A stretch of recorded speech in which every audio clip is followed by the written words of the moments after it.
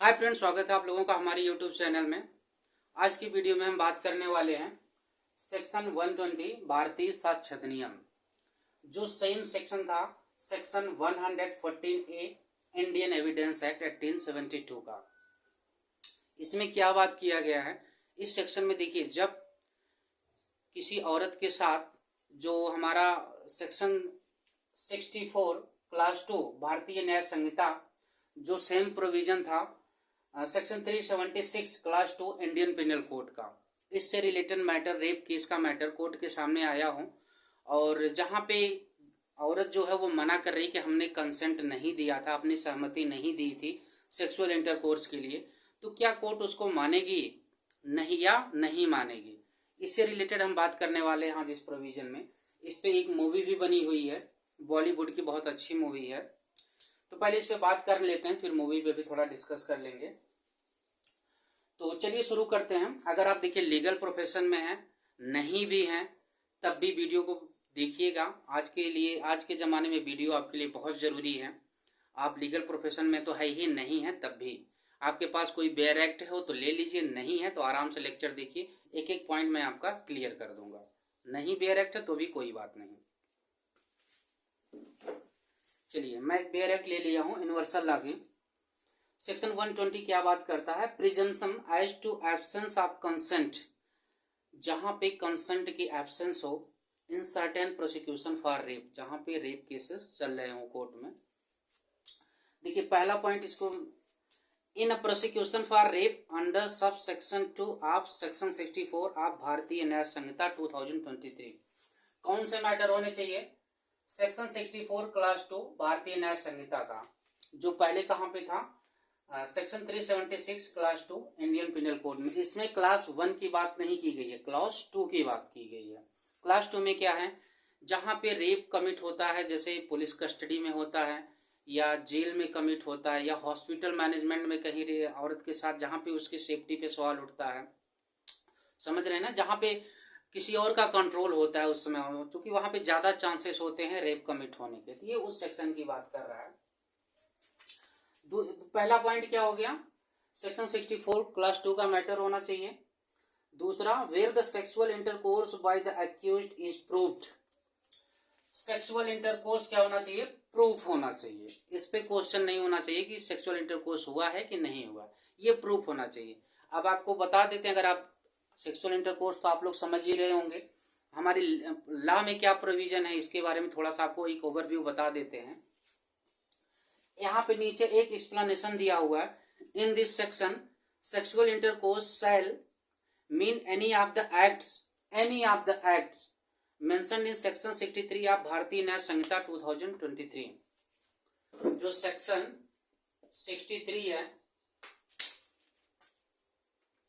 Section 63 है, इस पहले यही जो हमारा सेक्शन कितना था, सेक्शन 375 किसका था? आईपीसी का था। अब ये किसका है? बीएनएस का है। इसमें एनी ऑफ द एक्ट बोल रहा है ना, तो 4 एक्ट दिए गए हैं। कौन कौन से? थोड़ा सा एक ओवरव्यू बता देता हूं। ए, बी, सी, डी, 4 एक्ट हैं। पहला एक्ट क्या कहता है? यदि कोई मेल अपना पेनिस किसी फीमेल या वुमेन के वजाइना, यूरेथ्रा, एनस या माउथ में इंसर्ट करता है, सेक्सुअल इंटरकोर्स हो जाएगा। पहला पॉइंट बात करता है। बी क्या बात करता है? अदर देन पेनिस, कोई व्यक्ति किसी और ऑब्जेक्ट को, किसी और वस्तु को या किसी चीज को औरत के एनस, वजाइना, यूरेथ्रा में इंसर्ट करता है, तो वहां पे ये दूसरी कंडीशन पूरी हो जाएगी, दूसरा एक्ट पूरा हो जाएगा। सी क्या बात करता है? उसके बॉडी को इस तरीके से मैनिपुलेट करता है, जैसे उसके वजाइना, यूरेथ्रा, एनस या किसी और बॉडी पार्ट को इंटरकोर्स के लिए। ये थर्ड वाली कंडीशन बात करता है। चौथी कंडीशन, कोई मेल अपना माउथ औरत के वजाइना, यूरेथ्रा, एनस पे अप्लाई करता है, तो ये चौथी कंडीशन है इसमें। तो इन चारों में से कोई भी एक एक्ट हुआ हो।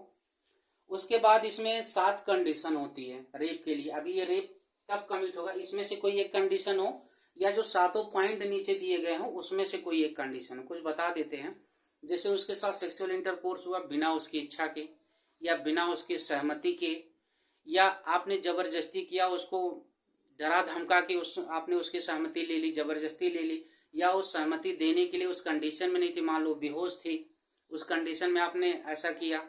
या एक पॉइंट और है इसमें, जैसे मान लो उसकी एज 18 साल से नीचे थी। ये पॉइंट बहुत इंपॉर्टेंट है, नोट कर लीजिए। अगर ऐसा कोई, जैसे मान लीजिए एक एग्जांपल ले लेते हैं, कोई ऐसा केस है और उस लड़की की एज 18 साल से नीचे 17 साल है और उसने जो है सेक्सुअल इंटरकोर्स के लिए अपनी सहमति दी थी। बाद में उसके फैमिली वालों ने आपके ऊपर FIR करा दिया। अब मान लीजिए वहाँ पे सेक्सुअल इंटरकोर्स प्रूफ हो गया। अब वहाँ पे औरत, लड़की ये जाके कहती है कि मैंने अपनी सहमति दी थी इसलिए दोषी नहीं है, तो उसकी सहमति की कोई वैल्यू नहीं होगी जहाँ लड़की की एज 18 साल से नीचे है। आपके ऊपर धारा जो है ये जो आपका 64 जो है लग जाएगी, आप जो है पनिशेबल हो जाएंगे, मतलब कोर्ट आपको पनिश करेगी। तो अगर, चूंकि ये इसलिए बनाया गया है कि चूंकि 18 साल से नीचे की जो लड़कियां होती हैं वो इस कार्य के लिए समझने के लिए एलिजिबल नहीं होती हैं जो कानून की नज़र में है। तो ये चीज आपको समझ में आ गई, सेक्सुअल इंटरकोर्स प्रूफ होना चाहिए। थर्ड पॉइंट देखिए आगे क्या कहता है, the question is whether it was without the consent of the women alleged to have been raped. Question किसका होना चाहिए वहां पे, कंसेंट का, कि कंसेंट उसने दिया था कि नहीं दिया था। पहला पॉइंट कौन सा मैटर होना चाहिए, 64 क्लास 2 का सेक्सुअल इंटरकोर्स प्रूफ हो गया हो, कैसे, उसके सीमन से प्रूफ हो गया या कोई और मेडिकल एविडेंसेस या विटनेसेस से प्रूफ हो गया, ये प्रूफ हो गया, इस पे क्वेश्चन नहीं है। क्वेश्चन क्या है कि सेक्सुअल इंटरकोर्स के दौरान, मतलब उसको, मतलब सेक्सुअल इंटरकोर्स से पहले उसने अपनी सहमति दी थी या नहीं दी थी। लेकिन देखिए अब आगे क्या कहता है, women state in her evidence before the court that she did not consent. उसने कंसेंट नहीं दिया था, she did not give consent. The court shall पे अंडरलाइन कर लीजिए, presume that she did not consent. Court मानेगी, अगर गर्ल औरत मना कर रही है कि मैंने अपनी सहमति नहीं दी थी, तो कोर्ट ये मानेगी ही मानेगी कि उसने अपनी सहमति नहीं दी थी। वो क्या हो जाएगा, रेप की परिभाषा में आ जाएगा। अब बर्डन ऑफ प्रूफ, ये औरत को नहीं साबित करना पड़ेगा कि उसने अपनी सहमति नहीं दी थी, ये शिफ्ट हो जाएगा अक्यूज्ड के ऊपर या किसी पब्लिक ऑफिसर के ऊपर, पब्लिक सर्वेंट के ऊपर, जो प्रूव करेगा कि उसने उसकी कंसेंट से ऐसा, उसकी सहमति से ऐसा किया था। अगर वो नहीं प्रूव कर पाता है तो वो गिल्टी हो जाएगा, कोर्ट उसको पनिश कर देगी। तो ये ओवरऑल ये इस सेक्शन में बताया गया है। मूवी की बात कर लेते हैं तो सेक्शन 375 मूवी का नाम है, अक्षय खन्ना की मूवी है। उसको अगर एक बार आप देखेंगे तो ये ओवरऑल सेक्शन आपको पूरा क्लियर ढंग से समझ में आ जाएगा। तो आशा करता हूँ वीडियो आपको पसंद आई होगी। वीडियो पसंद आई हो तो वीडियो को लाइक करिए, चैनल को सब्सक्राइब कर लीजिए, उससे हमें मोटिवेशन मिलता है आगे और वीडियो बनाने में। तो मिलते हैं फ्रेंड्स अगली वीडियो में, तब तक के लिए नमस्कार।